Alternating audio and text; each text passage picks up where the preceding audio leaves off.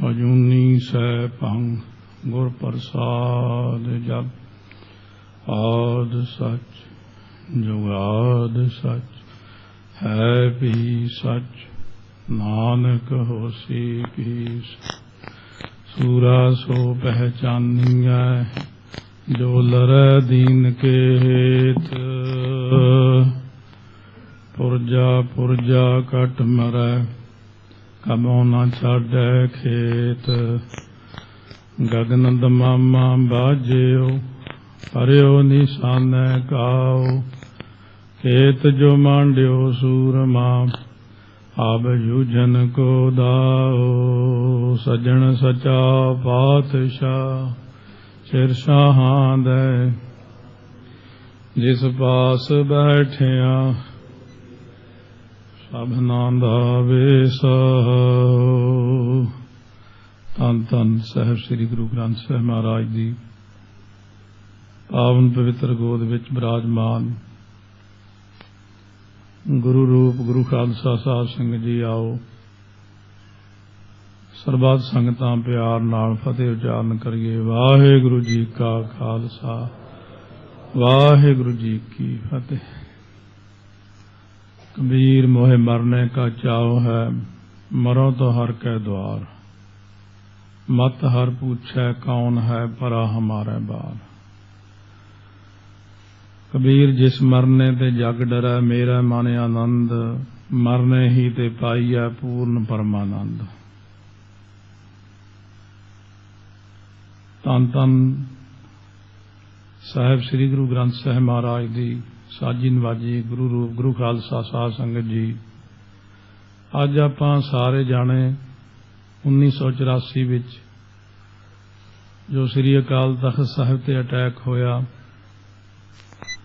और बहुत भारी बेअदबी हुई स्वरूपां दी बेअदबी हुई कितने बेदोशे बच्चे बुजुर्ग मातावां भैणां बहुत सारे सिंह शहीद होए।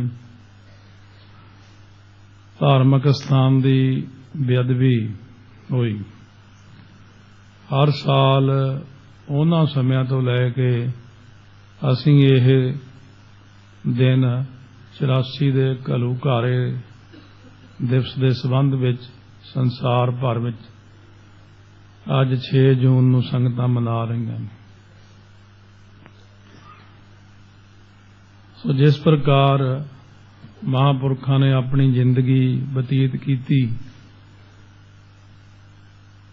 उन्हां दे जीवन बारे भी बहुत सारिया संगतां वल्लों प्रेरणा आई है क्योंकि जिन्होंने आम जिन्होंने दर्शन नहीं किए कईयां दे उदों बाद जन्म होए ने सुन सुना के इधरों उधरों कई प्रकार के भरम भुलेखे सारियां च रहिंदे ने। सो विचार आई मन दे विच ये सारी गल दी शुरुआत किवें हुंदी क्यों हुई है। 1978 तो पहला भी यह जो कुछ लोग जिन्होंने आपां अपनी बोली च नरकधारी कहने हैं उन्होंने ये गल शुरू की। इंग्लैंड भी एक परिवार ने मैनू प्रशादे ते बुलाया ते दिल्ली दे रहन वाले सी अद्धे एक परिवार सहजधारी अद्धा सिंह सी। मैनू उन्होंने एक गल कही कि बाबा जरनैल सिंह जी खालसा बहुत गलत बंदा सी। मैं उन्होंने गल कही मैं उन्हों दी जिंदगी च उन्हों दे नाल ही रहा। मैं तुहानूं एक गल पुछना चाहुंदा जिथों गल शुरू हुंदी है।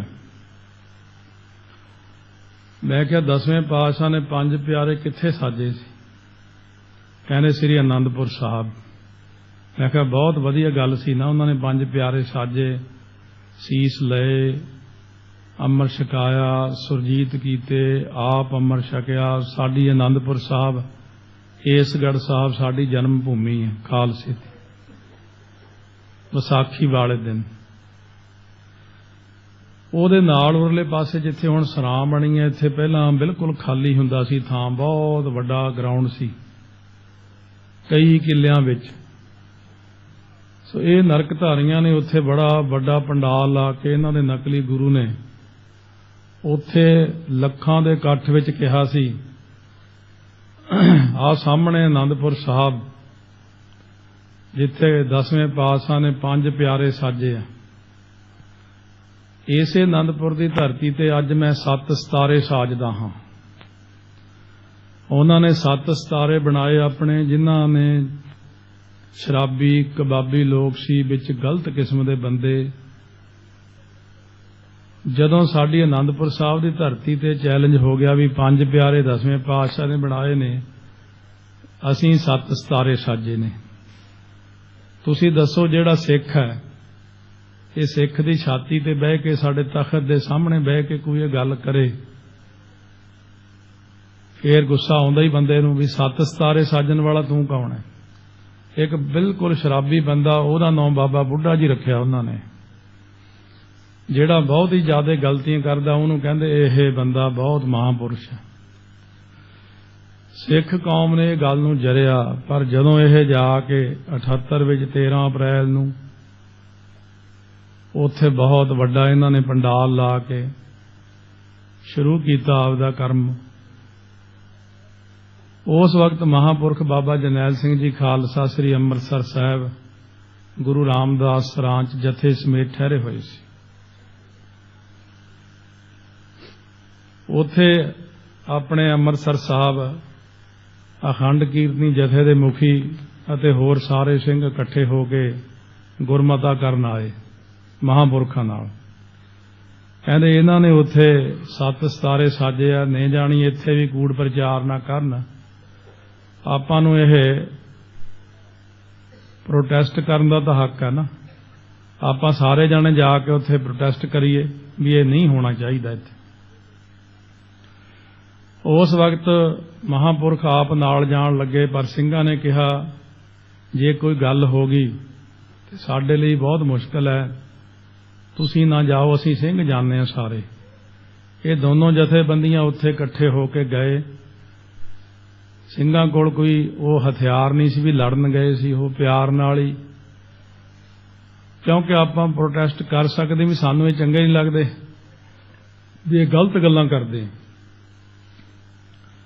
ਉਸ ਵਕਤ ਜਦੋਂ ਉੱਥੇ ਪਹੁੰਚੇ, ਉਹ ਪਹਿਲਾਂ ਤਿਆਰੀ ਵਿੱਚ ਸੀਗੇ, ਉਹਨਾਂ ਨੇ ਸਿੰਘਾਂ ਤੇ ਗੋਲੀਆਂ ਚਲਾਤੀਆਂ। 13 ਸਿੰਘ ਆਪਣੇ ਸ਼ਹੀਦ ਹੋਏ ਉੱਥੇ, ਬੇਅੰਤ ਸਿੰਘ ਜ਼ਖਮੀ ਹੋਏ। ਉਹ ਬੰਦਾ ਉੱਥੋਂ ਭੱਜ ਗਿਆ, ਸਾਰੇ ਲੋਕ ਉਹ ਚਲੇ ਗਏ। ਕਈ ਸੋਚਦੇ ਨੇ ਮਹਾਂਪੁਰਖ ਪਤਾ ਨਹੀਂ ਹੂੜ ਮੱਤ ਸੀਗੇ ਜਾਂ ਉਹਨਾਂ ਨੂੰ ਪਤਾ ਨਹੀਂ ਸੀ ਕਿਸੇ ਗੱਲ ਦਾ। ਮਹਾਂਪੁਰਖਾਂ ਨੇ ਆਪਣਾ ਵਕੀਲ ਬੁਲਾਇਆ, ਹੁੰਦਲ ਤੇ ਇੱਕ ਮੂੰਗਾ। ਇਹ 2 ਵਕੀਲ, ਪੂਰਨ ਸਿੰਘ ਹੁੰਦਲ ਸੀ ਵਕੀਲ, ਇੱਕ ਮੂੰਗਾ ਸੀ ਬਜ਼ੁਰਗ। ਦੇਖੋ, ਉਹਨਾਂ ਨੇ ਕਾਨੂੰਨ ਦਾ ਸਹਾਰਾ ਲਿਆ। ਤੁਸੀਂ ਕਹੋ ਵੀ ਉਹਨਾਂ ਨੇ ਕਾਨੂੰਨ ਦੀ ਵਰਤੋਂ ਨਹੀਂ ਕੀਤੀ। ਉਹਨਾਂ ਦੋਨਾਂ ਵਕੀਲਾਂ ਨੂੰ ਕਿਹਾ, ਭਾਈ ਆਪਣੇ 13 ਸਿੰਘ ਸ਼ਹੀਦ ਕਰ ਗਏ ਆ ਇੰਨੇ ਜ਼ਖਮੀ ਹੋ ਗਏ ਨੇ, ਤੇ ਆਪਾਂ ਨੂੰ ਕੇਸ ਕਰਨਾ ਚਾਹੀਦਾ। ਫਿਰ ਆਪਾਂ ਕੇਸ ਕੀਤਾ, ਕੇਸ ਚੱਲਿਆ। ਉਹਨਾਂ ਨੇ ਕੇਸ ਬਦਲਾ ਕੇ ਕਰਨਾਲ ਲੈ ਗਏ ਆਪਣਾ, ਵੀ ਸਾਨੂੰ ਉਰੇ ਖਤਰਾ ਹੈ। 13 ਬੰਦੇ ਸ਼ਹੀਦ ਹੋਏ ਹੋਣ, 100 ਬੰਦਾ ਜ਼ਖਮੀ ਹੋਇਆ ਹੋਵੇ, ਤੇ 60 ਬੰਦੇ ਉਹਨਾਂ ਦੇ ਫੜੇ ਗਏ ਸੀ ਕੇਸ ਕਰਨ ਤੇ, ਉਹਨਾਂ ਦੇ ਗੁਰੂ ਸਣੇ, ਤੇ 60 ਦੇ 60 ਬੰਦੇ ਹੀ ਉਹਨਾਂ ਨੇ ਛੱਡ ਦਿੱਤੇ। ਜਦੋਂ ਆਪਣਾ ਕੇਸ ਉੱਪਰ ਲੱਗਿਆ ਜਾ ਕੇ ਹਾਈ ਕੋਰਟ ਦੇ ਵਿੱਚ, ਸੁਪਰੀਮ ਕੋਰਟ ਦੇ ਵਿੱਚ, ਉਸ ਵਕਤ ਕੇਸ ਇਹ ਲਾਉਣਾ ਸੀ ਉੱਪਰ। ਇਹ ਜਿਹੜੀ ਫਾਈਲ ਸੀ, ਕਿਉਂਕਿ ਸਰਕਾਰ ਵੱਲੋਂ ਕੇਸ ਇਹ ਦਾਖਲ ਕੀਤਾ ਗਿਆ ਸੀ ਉਸ ਸਮੇਂ ਦੀ। ਵਕੀਲ ਨੇ ਕਿਹਾ ਜੀ ਇੱਥੋਂ ਤਾਂ ਆਪਾਂ ਕੇਸ ਜਿਹੜਾ ਸੀਗਾ ਉਹਨਾਂ ਨੇ ਫੈਸਲਾ ਸਹੀ ਨਹੀਂ, ਆਪਾਂ ਉੱਪਰ ਅਪੀਲ ਕਰੀਏ। ਹੁਣ ਉੱਪਰ ਅਪੀਲ ਕਰਨ ਲਈ ਉੱਥੋਂ ਦੇ ਵੱਡੇ ਬੰਦੇ ਦੇ ਦਸਤਖਤ ਚਾਹੀਦੇ ਸੀ। ਵੱਡੇ ਬੰਦੇ ਦੀ ਜਿਹੜੀ ਫਾਈਲ ਸੀ ਮੇਜ਼ ਤੇ 30 ਦਿਨ ਦਾ ਟਾਈਮ ਹੁੰਦਾ, 28 ਦਿਨ ਲੰਘ ਗਏ, ਉਹਨੂੰ ਕਿਹਾ ਸਾਈਨ ਤਾਂ ਕਰ ਦੇ, ਅੱਗੇ ਕੇਸ ਕਰਨਾ। ਉਹ ਜਿਹੜਾ ਆਪਣੇ ਆਪ ਨੂੰ ਵੱਡਾ ਕਹਾਉਂਦਾ ਸੀ, ਉਹਨੇ ਸਾਈਨ ਨਾ ਕੀਤੇ। 30 ਦਿਨ ਸਾਡੇ ਲੰਘ ਗਏ। ਆਪਾਂ ਸਰਕਾਰ ਦੇ ਦਰਬਾਰੇ ਜਾ ਕੇ ਵੀ ਅਪੀਲ ਕੀਤੀ, ਉਹਨਾਂ ਨੂੰ ਰਿਕੁਐਸਟ ਵੀ ਕੀਤੀ, ਬਈ ਸਾਡੇ ਇੰਨੇ ਬੰਦੇ ਮਰ ਗਏ ਆ, ਤੁਸੀਂ 60 ਦੇ 60 ਬੰਦੇ ਛੱਡਦੇ ਆ, कोई हमलावर होके नहीं गए, सिर्फ सतनाम वाहिगुरू करदे सिंह गए ने भी इन्हां ਸਿੰਘਾਂ ਨੂੰ ਤੁਸੀਂ ਮਾਰ ਦਿੱਤਾ है, ਉਹਨਾਂ ਦੇ ਬੱਚੇ ਰੁਲ ਗਏ ਆ। कि घट्टो घट इन्ना तो करो भी उन्हां ते केस दर्ज करके कोई सजा, कोई 20 साली दो, कोई फांसी दो किसी नूं भी इन्नी गलत गल होई है। कोई सुनवाई नहीं है। पहला कानून का सहारा लिया जाता, इत्थों ये सारी कहानी बिगड़ी है। कानून का सहारा लैके जदों कानून वालियां ने जवाब दे दिता, जिवें मैं पढ़िया सारा, जिवें सुनिया, मैं तुहानूं वो सारी गल सुना रहा, क्योंकि मैं भी ये गल दी देखी। क्यों मेरी ड्यूटी उदों सहायक रागी वजों अकाल तख्त ताप ते सी जदों अटैक होया। रागी होने करके मैनूं अपनी ड्यूटी करनी पै रही सी। सारे रागियों ने कीती। साडे श्रोमणी रागी भाई अमरीक सिंह जी बहुत महान कीर्तनीय सूरमे सिंह सी। उन्हां वर्गा क्लासीकल रागी नहीं होया हुण तक। भाई अमरीक सिंह जी जिन्हां तो अगे बहुत सारे रागियों ने कीर्तन सिक्ख्या। हुण कीर्तन करदियां करदियां वाजे ते हरमंदर साहब उन्हां नूं गोली वजी, वो बेचारे डिग पे उत्थे ही। सूरमे सिंह सी। इदां दे कई सूरमियां नूं, रागियां नूं, कई ग्रंथियां नूं गोलियां वजियां। तो ये जिहड़ा काम सी शुरुआत दी बंदियां ने आप ही खराब कीती। जे उन्हां बंदियां नूं सज़ा मिल जांदी तां कौम विच ठंड पई रहिंदी कि हाँ भी कोई साडी भी सुणवाई होई। ये चीज़ असीं महापुरखां दे लैक्चरां विच सुणदे रहे, तुसीं भी सुणी है। क्योंकि जिहड़ी बाहर संगत रहिंदी आ, बहुत नौजवान नवें जम्मे ने जिन्हां ने सारा कुछ नहीं पता, वो सोचदे पता नहीं जान बुझ के कीता। सो रौ विचार ये गल दी शुरुआत मैं दसनी चाहुंदा सी कि ताकि तुहानूं पता लगे भी तुसीं सोचदे हो भी इत्थे कानून आ, इत्थे कानून इज कानून आ, उत्थे कानून कोई है नहीं। जे कानून हुंदा तां गल्लां ना हुंदियां। तो इस करके कानून जिहड़ा है जां अदालत दा दरवाजा खड़काया, उहदे विच कोई उत्थे आपां नूं इंसाफ नहीं मिलिया। इस तरह महापुरखां ने अपने जीवन नूं बतीत जिवें कीता। शुरुआत हुई पिंड सारिਆਂ ਨੂੰ पता बाघे पुराणे दे कोल नाम ते ਉਹਦਾ ਬਾਅਦ ਵਿੱਚ जोधपुर रखिया, पर पहला रोडे पिंड सी। सो उस वक्त महापुरखां ने उत्थे पिता बाबा जोगिंदर सिंह जी दे गृह विखे जन्म लिया। जदों बचपन दे विच तीसरी क्लास विच जदों पढ़दे सी, जिंदगी जिथों शुरू हुई है 8 साल दी उम्र, संत बाबा गुरबचन सिंह जी खालसा घर गए। क्योंकि बाबा जोगिंदर सिंह जी ने जैतो के मोर्चे में बहुत हिस्सा पाया सी संत बाबा सुंदर सिंह जी खालसा नाल। वो पहला तो लैके टकसाल नाल जुड़े हुए सी। टकसाल कोई कई सुनदे टकसाल दा नाम करंट लगदा कईयां नूं भी टकसाल। टकसाल माड़ी नहीं, टकसाल गुरु गोबिंद सिंह महाराज ने 1704 च चलाई है। पर यह गलत प्रचार करके टकसाल नूं बदनाम किया जाता जान बुझ के भी इन्हां नूं लोग सुनन ना मन्नण ना ते इधर नूं कोई चले ही ना। उस वक्त जो संत बाबा गुरबचन सिंह जी खालसा घर गए, कहने भाई जोगिंदर सिंह किन्ने बच्चे आप दे? कहने महाराज 7 भुजंगी ने। पुराने टाइमां 'च इस तरह ही हुंदे सी बच्चे। कहने भाई इन्हां 'चों एक सानूं दे दे। कहने महाराज 7 ही खड़े, जिन्हों हथ ला लो जिन्हों लै लो। उदों महापुरख 7 साल की उम्र दे सी, मोढे तो फड़ के खिंच लिया। कहने आ दे दे सानू, आ भजंगी सानू दे दे। बाबा जरनैल सिंह जी नूं एवं कह के लै लिया उन्होंने। कहंदे ये साडा होया, जदों मर्जी असीं फिर इहनूं लै जांगे, बड़े होए नूं पढ़ावांगे, संथਿਆ करावांगे, कथा सिखावांगे। सो महापुरखां नूं दास ने पुछया, जब तुसीं अपनी जिंदगी शुरू कीती है इधर नूं, बचपन कित्थों शुरू कीता, किवें पाठ आरंभ कीते, हुण तुसीं 151 पाठ करदे हो,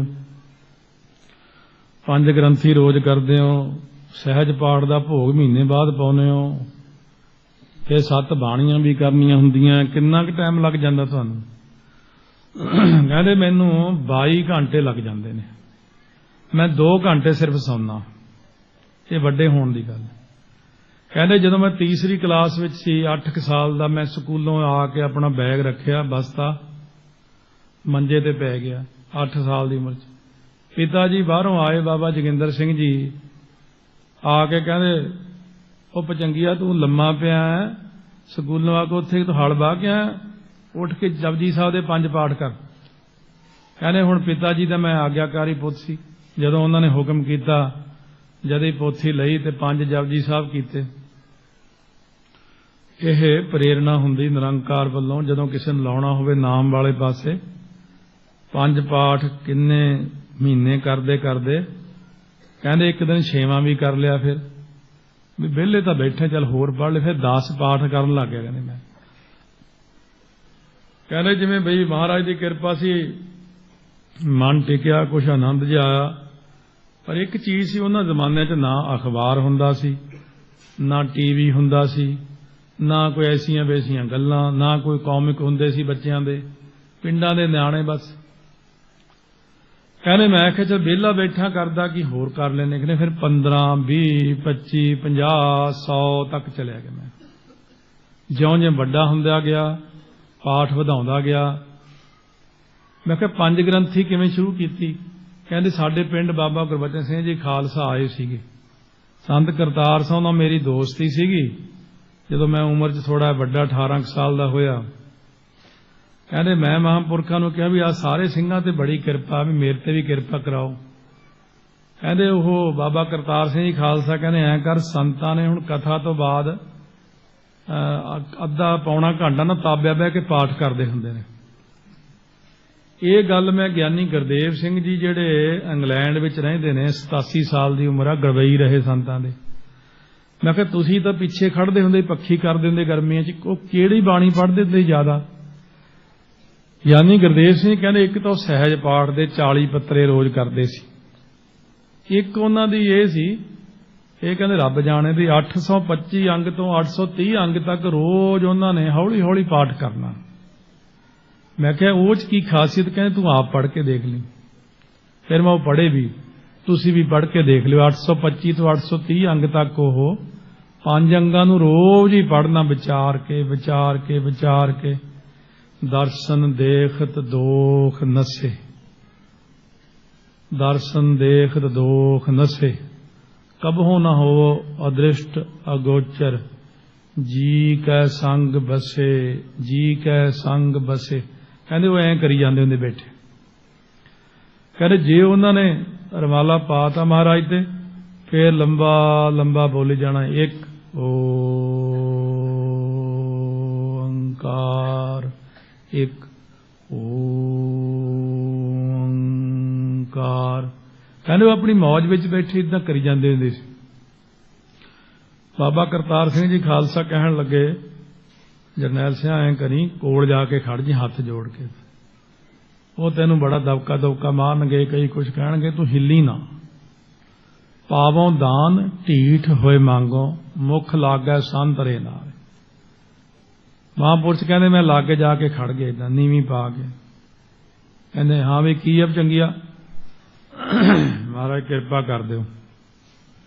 ਮੈਂ ਕਿਰਪਾ ਕਰਦਾ? ਗੁਰੂ ਗ੍ਰੰਥ ਸਾਹਿਬ ਕਰਦੇ ਆ, ਮਹਾਰਾਜ ਨੇ ਕਿਰਪਾ ਕਰਨੀ ਹੈ। ਕਹਿੰਦੇ ਮਹਾਰਾਜ ਕਿਰਪਾ ਕਰੋ ਜੀ। ਕਾਫੀ ਕਹਿੰਦੇ ਮੈਨੂੰ ਦਬਕਾ ਦੁਬਕਾ ਮਾਰਿਆ, ਮੈਨੂੰ ਭਜਾਉਣ ਭੱਜਾ ਇੱਥੋਂ। ਕਹਿੰਦੇ ਮੈਂ ਫੇਰ ਖੜਾ ਰਿਹਾ, ਫੇਰ ਹੱਸ ਪਏ। ਹੱਸ ਕੇ ਕਹਿੰਦੇ ਇਹ ਕਰਤਾਰ ਸਿੰਘ ਨੇ ਤੈਨੂੰ ਕਿਹਾ ਹੋਣਾ ਵੀ ਖੜਾ ਹੀ ਰਹੀ, ਉੱਥੇ ਖੜਾ ਰਹੀ। ਇਹ ਕਰਤਾਰ ਸਿੰਘ ਕਰਦਾ ਏਦਾਂ। ਕਹਿੰਦੇ ਮਹਾਰਾਜ ਜਿਵੇਂ ਮਰਜ਼ੀ ਕਰੋ। ਕਹਿੰਦੇ ਭਾਈ ਜਿਹਦੀ ਕਿਰਪਾ ਹੈ ਉਹ ਤਾਂ ਸਾਰੀ ਆਸਾ ਦੀ ਵਾਰ 'ਚ ਹੈ, ਆਸਾ ਦੀ ਵਾਰ ਕੰਠ ਕਰ ਲੈ। ਕਹਿੰਦੇ 7 ਵਜਨ ਕਹਿ ਕੇ ਮੈਂ ਆਸਾ ਦੀ ਵਾਰ ਕੰਠ ਕਰਨੀ ਸ਼ੁਰੂ ਕਰਤੀ ਸਵੇਰੇ। ਦਿਮਾਗ ਦੇਖੋ ਕਿੰਨਾ। ਕਹਿੰਦੇ ਸ਼ਾਮ ਤੱਕ ਸਾਰੀ ਆਸਾ ਦੀ ਵਾਰ ਕੰਠ ਹੋ ਗਈ ਮੈਨੂੰ। ਬਸ ਜਿਹੜੀ ਚੀਜ਼ ਇੱਕ ਵਾਰ ਪੜ੍ਹ ਲੈਣੀ ਭੁੱਲਣੀ ਨਹੀਂ ਫਿਰ ਉਹਨਾਂ ਨੇ। ਕਹਿੰਦੇ ਮੈਂ ਦੂਜੇ ਦਿਨ ਫੇਰ ਖੜ ਗਿਆ ਆ ਕੇ, ਮਹਾਰਾਜ ਕਿਰਪਾ ਕਰੋ। ਕਹਿੰਦੇ ਆਸਾ ਦੀ ਵਾਰ ਤੈਨੂੰ ਕੰਠ ਕਰਨ ਨੂੰ ਕਿਹਾ ਸੀ। ਕਹਿੰਦੇ ਮਹਾਰਾਜ ਉਹ ਤਾਂ ਕੰਠ ਹੋ ਗਈ। ਉਹ ਭਜੰਗੀਆ ਤੇਰਾ ਦਿਮਾਗ ਬੜਾ ਵੀ ਹੈ, ਕੰਠ ਕਰ ਲਈ। ਕਹਿੰਦੇ ਫਿਰ ਤੂੰ ਐਂ ਕਰ 5 ਗ੍ਰੰਥੀ ਕੰਠ ਕਰ ਲਾ ਸਾਰੀ। ਕਹਿੰਦੇ ਮੈਂ ਇੱਕ ਹਫ਼ਤੇ 'ਚ 5 ਗ੍ਰੰਥੀ ਕੰਠ ਕਰ ਲਈ। 5 ਗ੍ਰੰਥੀ 'ਚ 10 ਬਾਣੀਆਂ ਆਉਂਦੀਆਂ ਕੁੱਲ। ਜਪਜੀ ਸਾਹਿਬ, ਸ਼ਬਦ ਹਜ਼ਾਰੇ, ਰਹਿ ਰਾਸ, ਕੀਰਤਨ ਸੋਹਿਲਾ, 52 ਅੱਖਰੀ, ਦੱਖਣੀ ਓਂਕਾਰ, ਆਨੰਦ ਸਾਹਿਬ, ਸਿੱਧ ਗੋਸ਼ਟ, ਸੁਖਮਨੀ ਸਾਹਿਬ ਤੇ ਆਸਾ ਦੀ ਵਾਰ। 7 ਦਿਨਾਂ 'ਚ 10 ਬਾਣੀਆਂ ਕੰਠ ਕਰ ਲੀਆਂ, 5 ਗ੍ਰੰਥੀ ਦਾ ਨਿਤਨੇਮ ਸ਼ੁਰੂ ਕਰ ਲਿਆ, ਤੇ ਹੌਲੀ ਹੌਲੀ ਇਹ ਕੋਈ ਧੱਕੇ ਨਾਲ ਨਹੀਂ ਪਾਠ ਕਰੀਦਾ। ਜਦੋਂ ਰਸ ਆਉਂਦਾ ਬੰਦੇ ਨੂੰ, ਜਦੋਂ ਰਸ ਆਉਂਦਾ ਤਾਂ ਪਾਠ ਫਿਰ ਜੀ ਕਰਦਾ ਵੀ ਕਰੀ ਜਾਈਏ ਕਰੀ ਜਾਈਏ ਕਰੀ ਜਾਈਏ ਬਸ। ਉਦੋਂ ਜਦੋਂ ਪਾਠ ਇਹਨਾਂ ਨੇ ਇਹ ਪਹਿਲੇ ਦਿਨ ਤੋਂ 151 ਨਹੀਂ ਕੀਤੇ, ਪਹਿਲਾਂ 5 ਹੀ ਸ਼ੁਰੂ ਕੀਤੇ ਸੀ। 5 ਤੋਂ 10 ਹੌਲੀ ਹੌਲੀ ਹੌਲੀ ਹੌਲੀ ਹੌਲੀ ਵਧਦੇ ਵਧਦੇ ਚਲੇ ਗਏ। ਇੱਕ ਦਿਨ ਅਸੀਂ ਇਕੱਠੇ ਬੈਠੇ ਖੇਤਾਂ ਦੀਆਂ ਵੱਟਾਂ ਤੇ, ਮੈਨੂੰ ਵੀ ਨਿਤਨੇਮ ਕਰਨ ਲਾ ਲਿਆ ਕਾਫੀ ਸਾਰਾ। ਮੈਂ ਐਵੇਂ ਹੀ ਜਿਵੇਂ ਨਿਆਣੇ ਪੁੱਛਦੇ 18-19 ਸਾਲ ਦੀ ਉਮਰ ਸੀ, ਮੈਂ ਕਿਹਾ ਵੀ ਜਿਹੜੇ ਤੁਹਾਨੂੰ ਇੱਕ ਮਹਾਰਾਜ ਦੀ ਮਿਹਰ ਹੁੰਦੀ ਆ, ਕੌਤਕ ਹੁੰਦੇ ਨੇ, ਕੋਈ ਐ ਸਭ ਕੁਝ ਦਿਖਦਾ, ਇਹ ਪਹਿਲਾ ਕੌਤਕ ਸੁਣਾਓ ਜ਼ਿੰਦਗੀ ਦਾ ਕੀ ਆ, ਕੀ ਦਿਖਿਆ ਪਹਿਲਾਂ ਜ਼ਿੰਦਗੀ 'ਚ। ਮੈਨੂੰ ਕਹਿੰਦੇ ਪਹਿਲਾਂ ਸੁਪਨੇ ਪੂਰੇ ਹੋਣ ਲੱਗਦੇ ਨੇ ਇਸ ਅਵਸਥਾ 'ਚ, ਬਾਣੀ ਪੜ੍ਹਦੇ ਆ। ਕਹਿੰਦੇ ਮੈਂ ਸੁੱਤਾ ਪਿਆ ਤੇ ਮੈਨੂੰ ਸੁਪਨਾ ਆਇਆ ਵੀ ਸਾਡੇ ਪਿੰਡ ਦੇ ਛੱਪੜ ਤੇ 2 ਝੋਟੇ ਲੜ ਕੇ ਮਰ ਗਏ। ਸੁਪਨਾ ਆਇਆ ਮੈਨੂੰ, ਰਾਤ ਨੂੰ ਇਹ ਸੁਪਨਾ ਆ ਰਿਹਾ। ਕਹਿੰਦੇ ਮੇਰਾ ਭਰਾ ਵੀਰ ਸਿੰਘ ਆਇਆ ਖੇਤਾਂ 'ਚੋਂ ਆ ਕੇ, ਕਹਿੰਦਾ ਆਪਣੀ ਮਾਤਾ ਨੂੰ, ਬੇਬੇ ਅੱਜ ਆਪਣੇ ਪਿੰਡ ਦੇ ਵੱਡੇ ਛੱਪੜ ਦੇ ਨਾ 2 ਝੋਟੇ ਲੜ ਕੇ ਮਰ ਗਏ, ਖੂਨੋਂ ਖੂਨ, ਬੜੀ ਦੁਨੀਆ ਇਕੱਠੀ ਹੋਈ ਵੀ ਉੱਥੇ। ਕਹਿੰਦੇ ਮੈਂ ਲਿਆ ਤੇ ਸੁੱਤਾ ਜਿਹਾ ਸਵੇਰੇ ਮੈਂ ਇੱਕਦਮ ਉੱਠ ਕੇ ਬੈਠਾ ਹੋ ਗਿਆ। ਕਹਿੰਦੇ ਕੀ ਕਿਹਾ? ਕਹਿੰਦੇ ਝੋਟੇ ਮਰ ਗਏ 2। ਕਹਿੰਦੇ ਮੈਨੂੰ ਇਹ ਸੁਪਨਾ ਆਇਆ ਸਾਰਾ। ਕਹਿੰਦੇ ਮੈਂ ਫਿਰ ਉੱਠ ਕੇ ਫਟਾਫਟ ਦੇਖਣ ਗਿਆ, ਵਾਕਈ ਉਹ ਸਾਰਾ ਸੀਨ ਸਾਹਮਣੇ ਆ ਗਿਆ।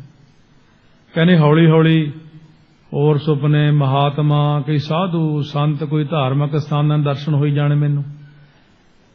ਹੌਲੀ ਹੌਲੀ ਸੁਪਨੇ ਵਿੱਚ ਬਾਬਾ ਬੁੱਢਾ ਜੀ ਦੇ ਦਰਸ਼ਨ ਹੋਏ। ਫਿਰ ਐ ਗੁਰਸਿੱਖਾਂ ਦੀ ਲੜੀਵਾਰ ਦਰਸ਼ਨ, ਬਾਬਾ ਦੀਪ ਸਿੰਘ ਨਾਲ ਬਚਨ, ਭਾਈ ਮਨੀ ਸਿੰਘ ਨਾਲ, ਇਹ ਸਾਰੇ ਸੁਪਨੇ ਵਿੱਚ ਆਉਣੇ ਸ਼ੁਰੂ ਹੋਏ।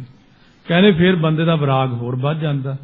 ਕਹਿੰਦੇ ਫਿਰ ਮੈਂ ਬਾਹਰ ਹੀ ਨਾ ਨਿਕਲਣਾ, ਬਸ ਅੰਦਰ ਬੈਠੇ 22 ਘੰਟੇ ਅੰਦਰ ਹੀ ਰਹਿਣਾ।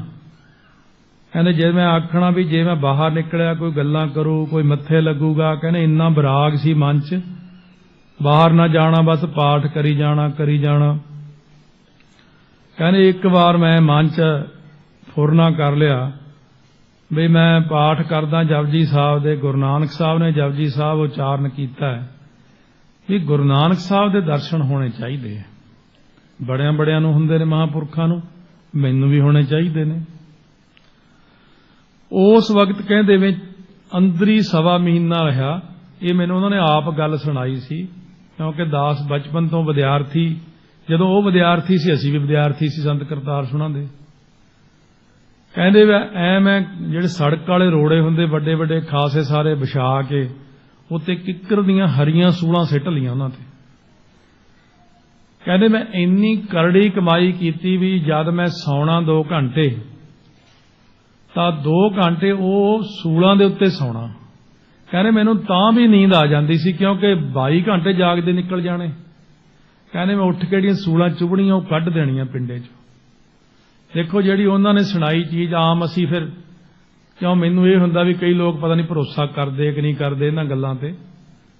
ਬਹੁਤ ਸਾਰੇ ਲੋਕ ਤਾਂ ਸਾਡੀਆਂ ਦੇਖੀਆਂ ਹੋਈਆਂ ਗੱਲਾਂ ਨੂੰ ਵੀ ਕਿੰਤੂ ਕਰੀ ਜਾਂਦੇ ਨੇ। ਕਹਿੰਦੇ ਉਸ ਵਕਤ ਮਨ 'ਚ ਇੱਕੋ ਹੀ ਵਿਰਾਗ, ਬਈ ਗੁਰੂ ਨਾਨਕ ਸਾਹਿਬ ਦੇ ਦਰਸ਼ਨ ਹੋਣ।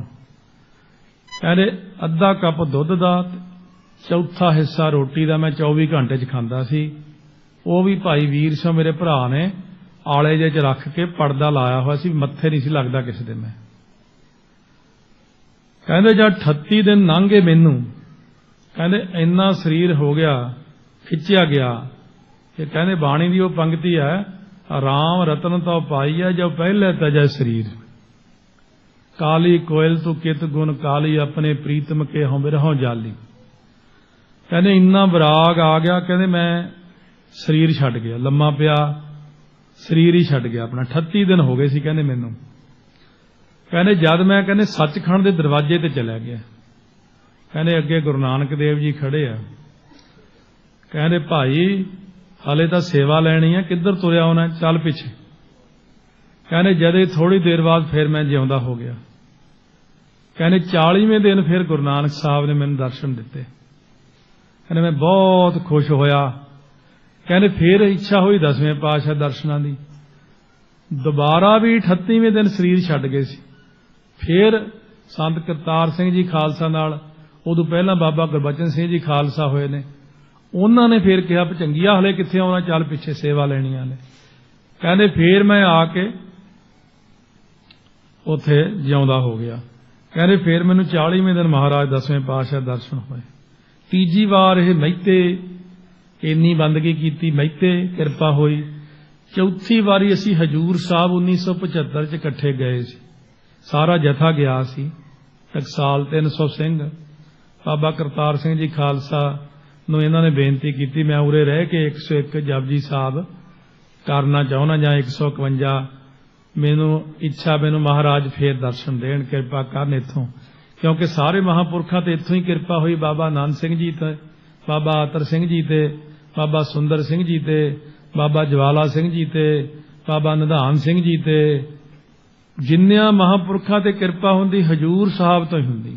और हजूर साहब ही हुक्म लगदा, तू आ काम करो, तुसीं हुण आ सेवा कर लो।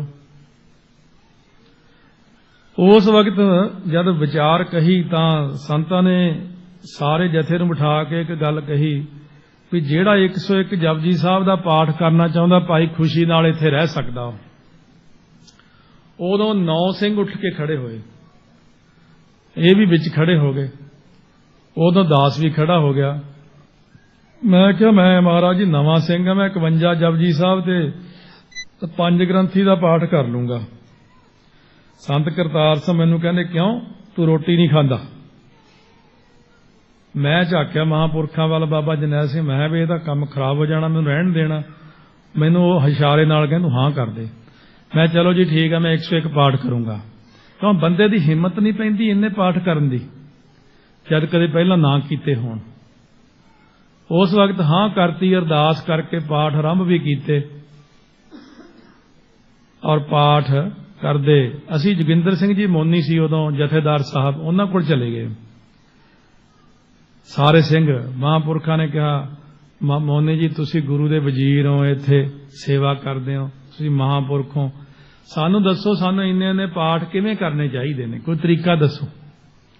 क्योंकि जथेदार जदों अपनी ड्यूटी ते हुंदे ने उदों जथेदार साहब दे कोले गुरु की किरपा हुंदी। कई लोग जथेदार नूं पुट्ठा सिद्धा भी कहंदे ने, कोई कुछ कहंदे ने, उन्हां नूं भी सज़ा मिलदी है अकाल पुरख वल्लों। जथेदार कोई भी होवे अपनी ड्यूटी ते होवे उदों आपां सत्कार करना, पूरा करना, ऐ नहीं कहना भी ऐ ने आओ ने।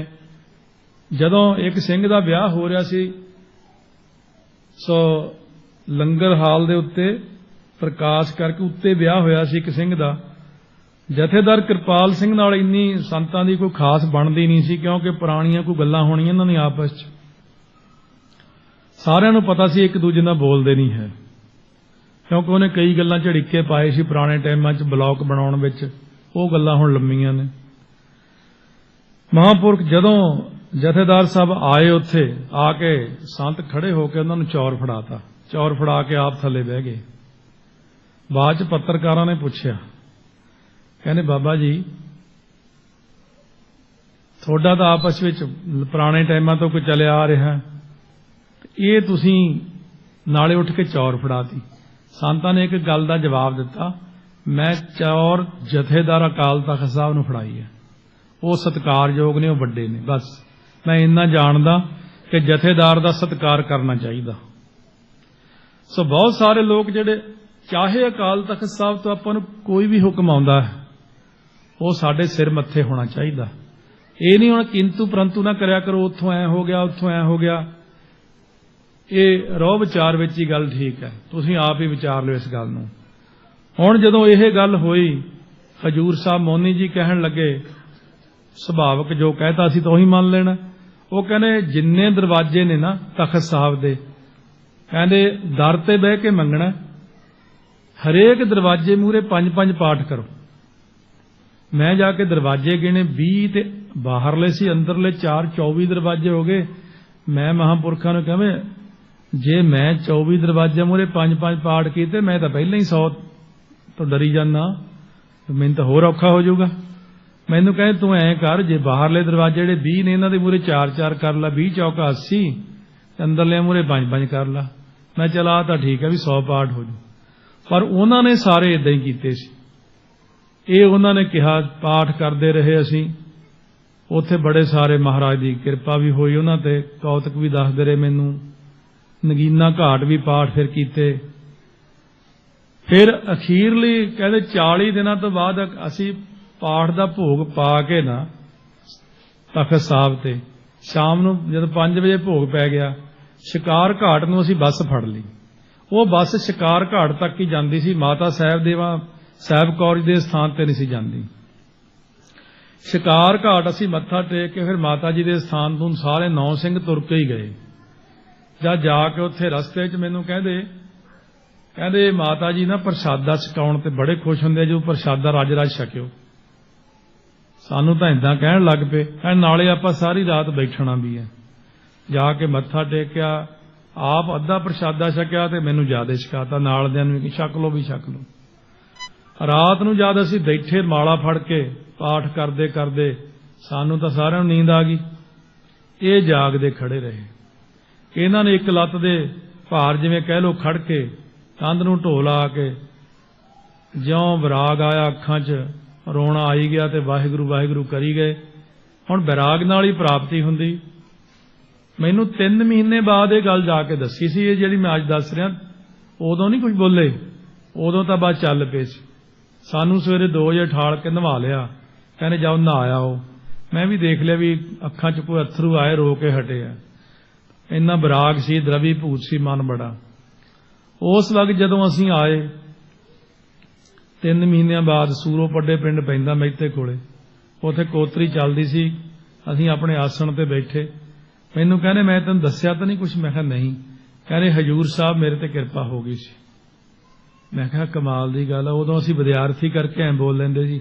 ਮੈਂ ਕਿਹਾ ਯਾਰ ਤੂੰ ਮੈਨੂੰ ਦੱਸਿਆ ਹੀ ਨਹੀਂਗਾ, 3 ਮਹੀਨੇ ਲੰਘਾਤੇ। ਅਸੀਂ ਤਾਂ ਸੋਚਿਆ ਸਾਨੂੰ ਇੰਨੇ ਪਾਠ ਕਰਕੇ ਕੁਝ ਵੀ ਨਹੀਂ ਬਣਿਆ ਸਾਡਾ। ਕਹਿੰਦੇ ਨਹੀਂ, ਫਿਰ ਮੈਂ ਦੱਸਣਾ ਨਹੀਂ ਸੀ ਛੇਤੀ ਚਾਹੁੰਦਾ। ਕਹਿੰਦੇ ਰਾਤ ਨੂੰ ਜਦ ਮੈਂ 12 ਵਜੇ ਖੜਾ ਵਿਰਾਗ ਕਰ ਰਿਹਾ ਸੀ, ਕਹਿੰਦੇ ਇੱਕਦਮ ਇੰਨਾ ਪ੍ਰਕਾਸ਼ ਹੋਇਆ, ਉਹ ਸਾਰਾ ਗੁਰੂ ਘਰ ਤਾਂ ਦਿਖਣੋਂ ਹੀ ਹਟ ਗਿਆ ਮੈਨੂੰ। ਬੜੇ ਬੜੇ ਮਹਿਲ ਬਣ ਗਏ ਉੱਥੇ। ਕਹਿੰਦੇ ਉਹਨਾਂ ਦੇ ਦਰਵਾਜ਼ੇ 'ਚੋਂ ਬਹੁਤ ਸੁੰਦਰ ਸੋਹਣੇ ਸੁਨੱਖੇ ਲੰਬੇ ਕੱਦ ਦੇ ਮਾਤਾ ਸਾਹਿਬ ਕੌਰ ਜੀ ਬਾਹਰ ਆਏ। ਆ ਕੇ ਕਹਿੰਦੇ ਮੈਨੂੰ ਗਲਵੱਕੜੀ ਪਾ ਲਈ। ਕਹਿੰਦੇ ਪੁੱਤ ਰੋਂਦਾ ਕਿਉਂ ਹੈ? ਕਹਿੰਦੇ ਪਹਿਲਾਂ ਤਾਂ ਮੇਰਾ ਸਰੀਰ ਪਾਟਣ ਵਾਲਾ ਹੋ ਗਿਆ ਖੁਸ਼ੀ 'ਚ ਵੀ ਮਾਤਾ ਜੀ ਨੇ ਦਰਸ਼ਨ ਦਿੱਤੇ। ਹੁਣ ਅਸੀਂ ਨਿਆਣੇ ਆ ਜਾਂ ਟੈਕਨੀਕਲ ਢੰਗ ਕੀ ਕਹਿ ਲਓ, ਆਪਣਾ ਆਪਣਾ ਦਿਮਾਗ ਹੁੰਦਾ। ਮੈਂ ਕਿਹਾ ਪਹਿਲਾਂ ਮੈਨੂੰ ਐਂ ਦੱਸੋ ਮਾਤਾ ਜੀ ਹੈ ਕਿੱਦਾਂ ਦੇ ਸੀ? ਕਹਿੰਦੇ ਲੰਬਾ ਚੋਲਾ ਘੁੱਟਵੀਂ ਪਜਾਮੀ ਪਾਈ ਹੋਈ ਸੀ, ਇੱਕ ਹੱਥ 'ਚ ਸਿਮਰਨਾ ਹੁੰਦਾ, ਇੱਕ ਸ੍ਰੀ ਸਾਹਿਬ 3 ਫੁੱਟ ਇੱਥੋਂ ਤੱਕ ਗਲਮਾ ਬੰਦ, ਕਫ ਬੰਦ, ਸਿਰ ਦੇ ਉੱਤੇ ਕਹਿੰਦੇ 5 ਮੀਟਰ 5.25 ਮੀਟਰ ਪੀਲੇ ਰੰਗ ਦੀ ਦਸਤਾਰ, 2 ਚੱਕਰ ਸੀਗੇ ਸਿੰਘਾਂ ਵਾਲੇ ਉੱਤੇ ਮਾਤਾ ਜੀ ਨੇ, ਤੇ ਇੱਥੇ ਚੰਦ ਤੋੜਾ ਲਾਇਆ, 6 ਫੁੱਟ ਕੱਦ ਆ ਮਾਤਾ ਜੀ ਦਾ। ਕਹਿੰਦੇ ਮੈਨੂੰ ਫਿਰ ਕਹਿੰਦੇ ਰੋਂਦਾ ਕਿਉਂ ਆ? ਕਹਿੰਦੇ ਮੈਂ ਕਿਹਾ ਬਾਪੂ ਜੀ ਦਰਸ਼ਨ ਨਹੀਂ ਦਿੰਦੇ। ਕਹਿੰਦੇ ਮੈਂ ਬੇਨਤੀ ਕਰਦੀ ਹਾਂ। ਕਹਿੰਦੇ ਜਦ ਐ ਅੰਦਰ ਜਾ ਕੇ ਸੱਜੇ ਨੂੰ ਮੁੜੇ, ਕਹਿੰਦੇ ਉੱਥੋਂ ਜਦੋਂ ਹੱਥ ਜੋੜੇ, ਕਹਿੰਦੇ ਵੀ ਇੰਨਾ ਵੱਡਾ ਪਲੰਘ, ਇੰਨੇ ਨੇ ਵੱਡੇ ਸੋਨੇ ਦੇ ਪਾਵੇ ਸੀ ਉਹਦੇ। ਕਹਿੰਦੇ ਇੱਧਰਲੇ ਪਾਸੇ ਤੀਰ ਕਮਾਨ ਭੱਥਾ ਸ੍ਰੀ ਸਾਹਿਬ ਸਾਰਾ ਕੁਝ ਪਿਆ। ਮਹਾਰਾਜ ਛੋਟੀ ਦਸਤਾਰ ਸਜਾਈ। ਮੈਂ ਕਿਹਾ ਛੋਟੀ ਦਸਤਾਰ ਕਿਹੜੇ ਰੰਗ ਦੀ ਸੀ? ਕਹਿੰਦੇ ਜਿਵੇਂ ਆਹ ਸੁਰਮਈ ਜਿਹਾ ਰੰਗ, ਜਿਵੇਂ ਆਪਾਂ ਗ੍ਰੇ ਕਲਰ ਜਿਹੜਾ ਆਪਣਾ ਨੀਲੇ ਜਿਹੇ ਭਾਅ ਮਾਰਦਾ ਹੋਵੇ, ਕਹਿੰਦੇ ਇਹ ਬੰਨੀ ਹੋਈ ਸੀ। ਕਹਿੰਦੇ ਉਸ ਵਕਤ ਮਹਾਰਾਜ ਨੂੰ ਜਾ ਕੇ ਮਾਤਾ ਜੀ ਨੇ ਬੇਨਤੀ ਕੀਤੀ, ਜਰਨੈਲ ਸਿੰਘ ਬੇਨਤੀ ਕਰਦਾ, ਬਰਾਗ ਕਰਦਾ, ਦਰਸ਼ਨ ਬਖਸ਼ੋ। ਕਹਿੰਦੇ ਮੈਨੂੰ ਆਵਾਜ਼ ਸੁਣਦੀ ਹੈ।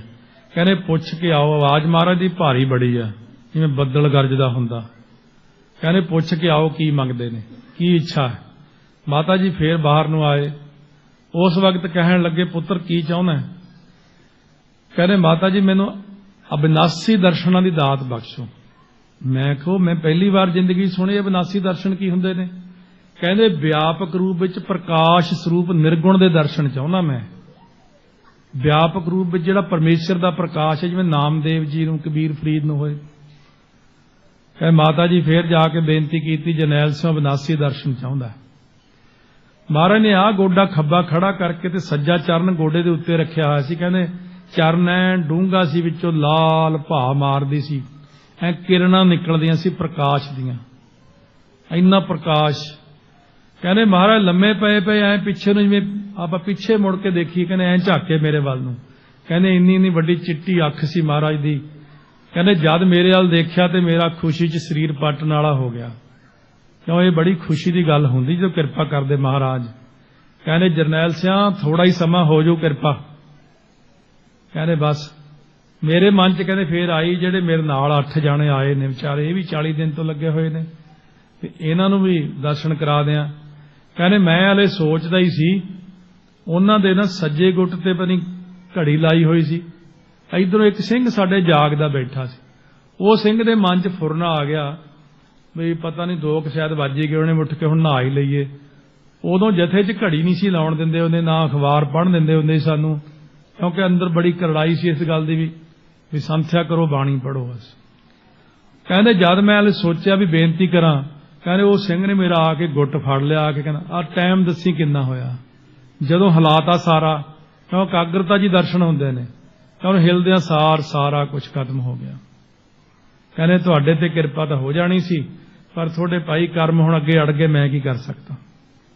ਕਿਉਂ ਮਹਾਰਾਜ ਸੱਚੇ ਪਾਤਸ਼ਾਹ ਨੇ ਕਿਰਪਾ ਕੀਤੀ।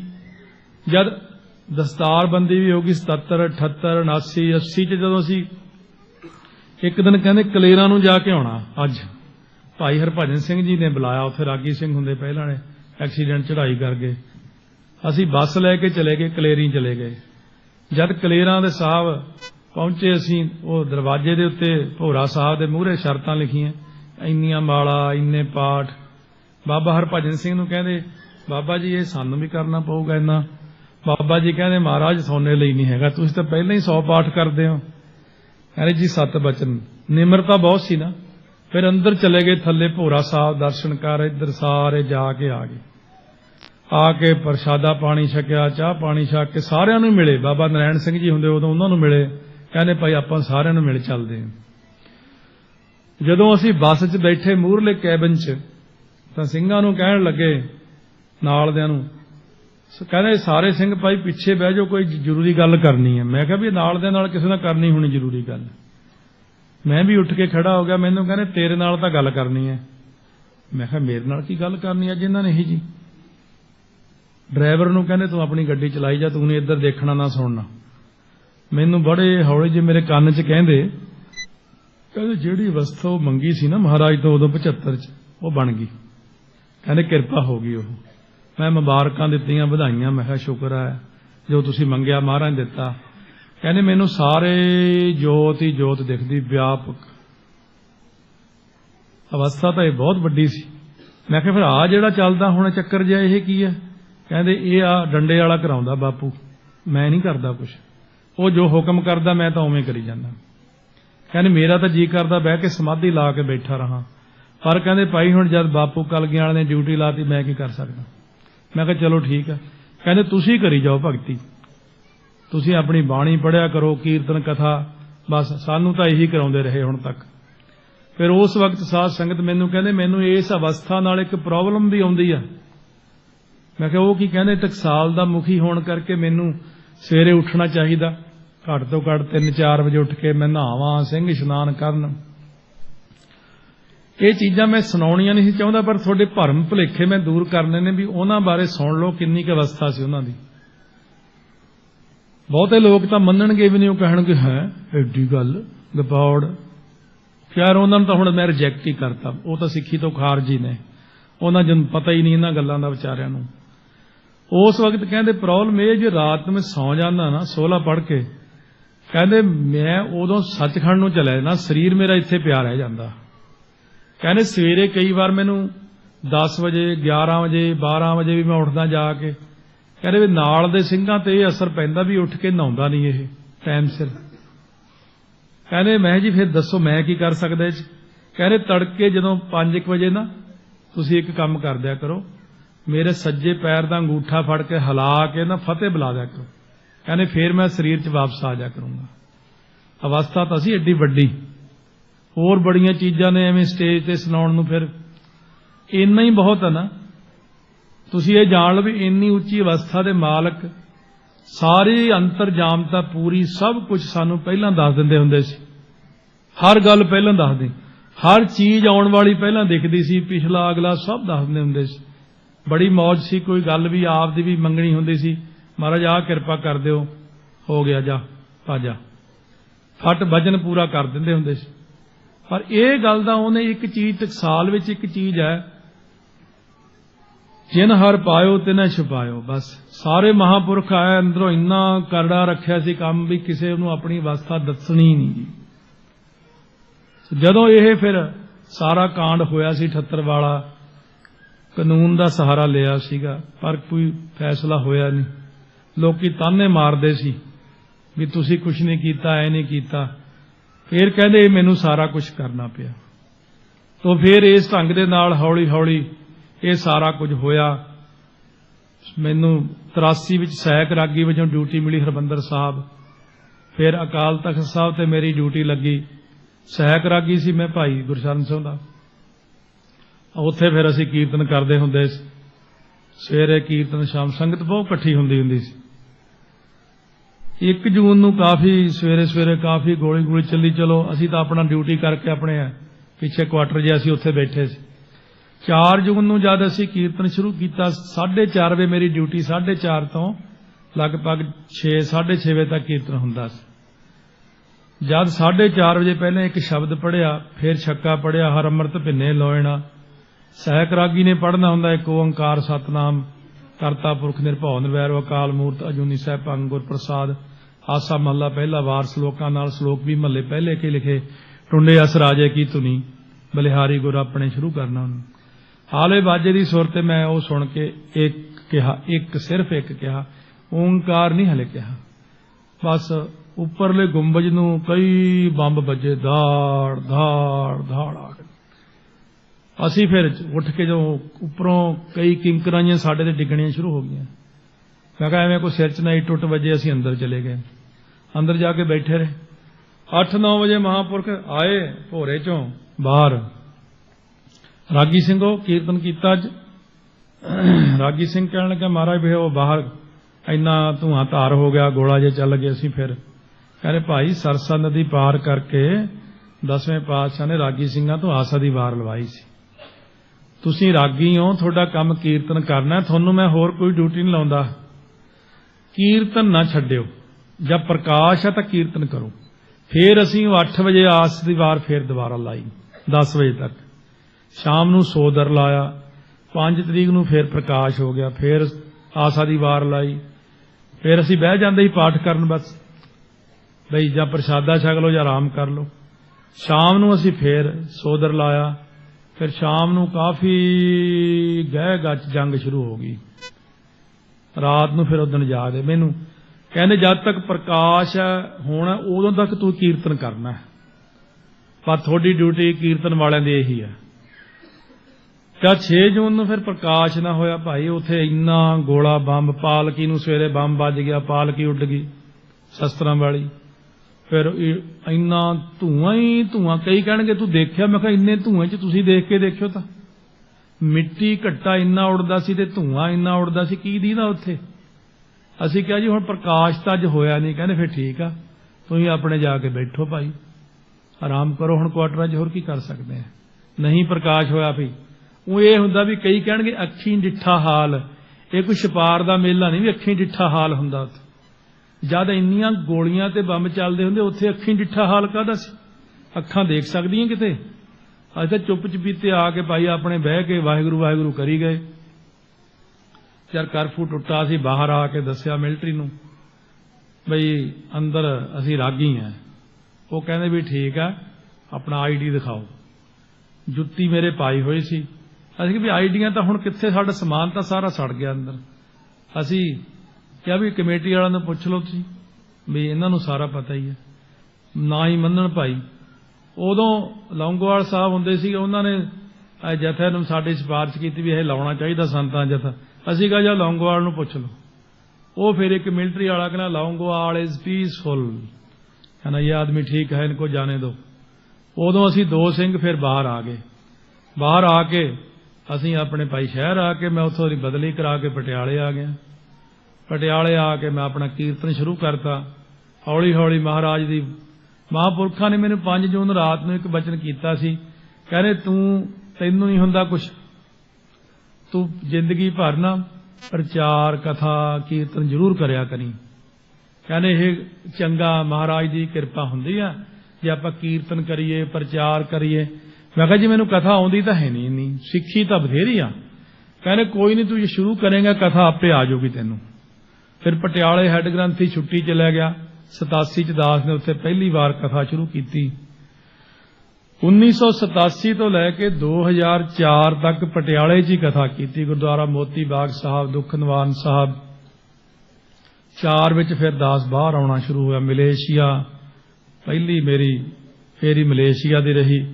ਉਦੋਂ ਬਾਅਦ ਫਿਰ ਸਾਰਿਆਂ ਥਾਵਾਂ ਦੇ ਉੱਤੇ ਕੈਨੇਡਾ, ਅਮਰੀਕਾ, ਇੰਗਲੈਂਡ। ਫਿਰ ਸੰਗਤ ਕਹਿੰਦੀ ਜੇ ਗੁਰੂ ਗ੍ਰੰਥ ਸਾਹਿਬ ਦੀ ਕਥਾ ਰਿਕਾਰਡ ਕਰ ਦਿਓ ਤਾਂ ਗੁਰੂ ਗ੍ਰੰਥ ਸਾਹਿਬ ਦੀ ਜਿਹੜੀ ਕਥਾ ਇਹ ਫਿਰ USA ਦੀ ਸੰਗਤ ਨੇ ਜ਼ਿੰਮੇਵਾਰੀ ਲਈ।